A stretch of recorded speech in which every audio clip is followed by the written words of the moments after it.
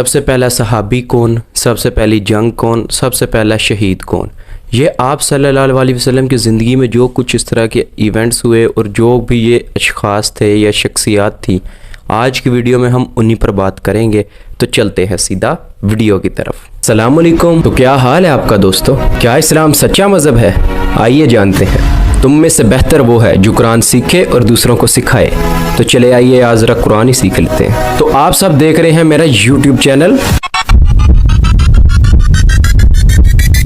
آپ صلی اللہ علیہ وسلم نے اپنی زندگی جو ہے وہ نبوت کے بعد 23 سال گزارے۔ وی آل نو دیٹ، ہم سب یہ جانتے ہیں۔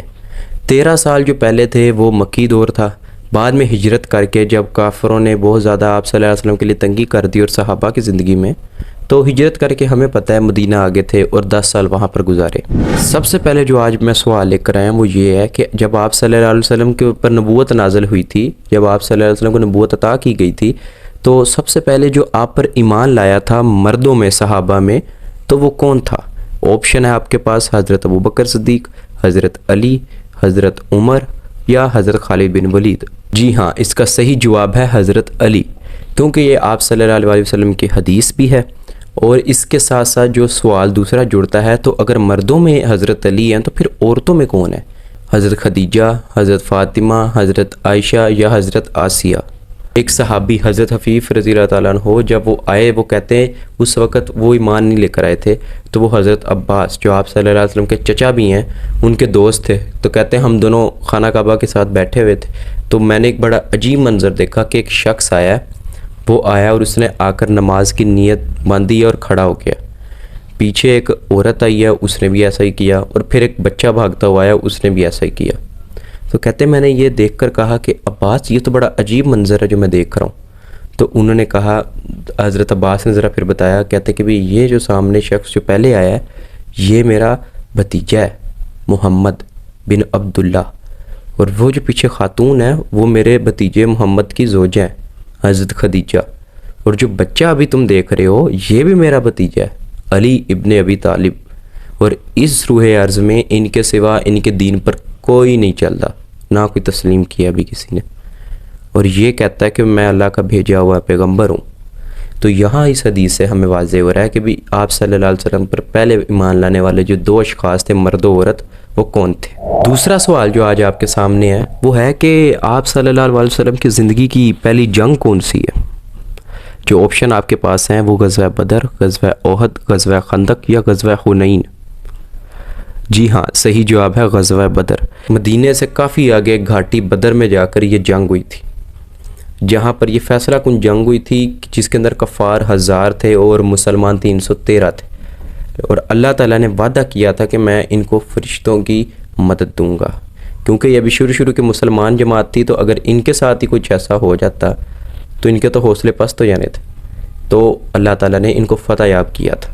آپ صلی اللہ علیہ وسلم کے جو اصحاب ہیں ان میں سے سب سے پہلے شہید کون سے ہیں؟ تو جو آپشن آپ کے پاس مردوں میں ہیں وہ ہے حضرت یاسر، حضرت خالد، حضرت عمر یا حضرت ابوبکر۔ جی ہاں، صحیح جواب ہے حضرت یاسر۔ یہ وہی ہیں حضرت عمار کے والد، جن کا پورا نام ہے حضرت عمار بن یاسر۔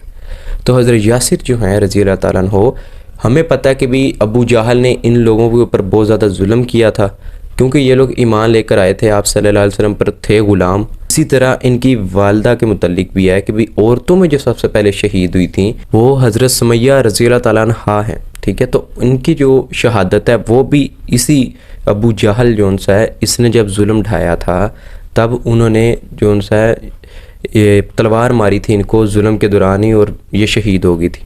اگلا سوال آپ سے یہ ہے کہ آپ بتائیں کہ آپ صلی اللہ علیہ وسلم کی زندگی کا سب سے جو غم والا سال تھا یا غم والا جو عرصہ تھا وہ کون سا تھا؟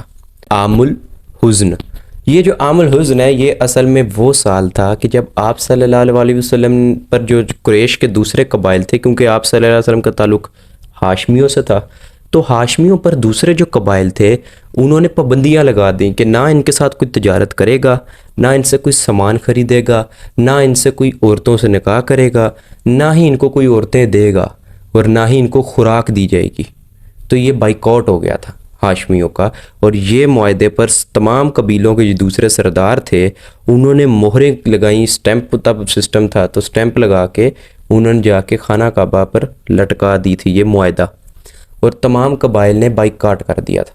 آپ صلی اللہ علیہ وسلم اور اپنے اہل خانہ جو ہاشمیوں کا باقی تھا ان کو قریش سے جو باقی ایریا ہے اس سے نکال کر باہر پہاڑیوں میں رہنا پڑ رہا تھا، اور ان کے جو اس وقت کے سردار تھے ہاشمیوں کے حضرت ابو طالب، انہوں نے یہ جب معاہدہ سارا کچھ دیکھا تو ان کو سمجھ آ گئی تھی کہ اب ہاشمیوں پر غموں کا پہاڑ آئے گا، کیونکہ نہ ان کے پاس خوراک ہے نہ کچھ، برداشت کرنی پڑے گی۔ ہاشمی جتنے تھے ان کو برداشت کرنی پڑی، اور یہ وقت کافی زیادہ مشکل تھا۔ اس وقت میں اللہ تعالیٰ نے حضرت موسیٰ اور دوسرے حضرت یوسف علیہ السلام اور دوسرے انبیاء کے قصے آپ صلی اللہ علیہ وسلم کو بتائے کہ ان پر بھی غم آئے تھے تو صبر کرنا۔ یہاں پر یہ جو دورانیہ یہ کافی طویل گیا۔ حضرت ابو طالب اس دورانیہ جب یہ ختم ہوا تو اس کے فوراً بعد اس سال کے اندر حضرت ابو طالب کا وفات ہو گئی تھی، انتقال ہو گیا۔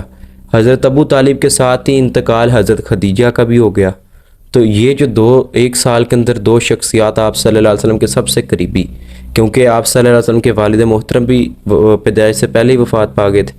آپ صلی اللہ علیہ وسلم کی زندگی کے اندر کچھ عرصہ ان کی عبد المطلب ان کے دادا ابو نے ان کی جو ان سے پرورش کی سارا کچھ، لیکن وہ بھی بعد میں انتقال کر گئے تھے، اور اب حضرت ابو طالب بھی چچا ایک ہی چچا، تو وہ جیسے حضرت ابو طالب جو ان سے وفات پائی تو ساتھ ہی حضرت خدیجہ کے بھی اسی سال وفات ہوگی۔ تو آپ صلی اللہ علیہ وسلم نے اس کو کہا عام الحزن، غموں کا سال ہے میرے لیے۔ ویڈیو پسند آئی ہے سبسکرائب کر لینا۔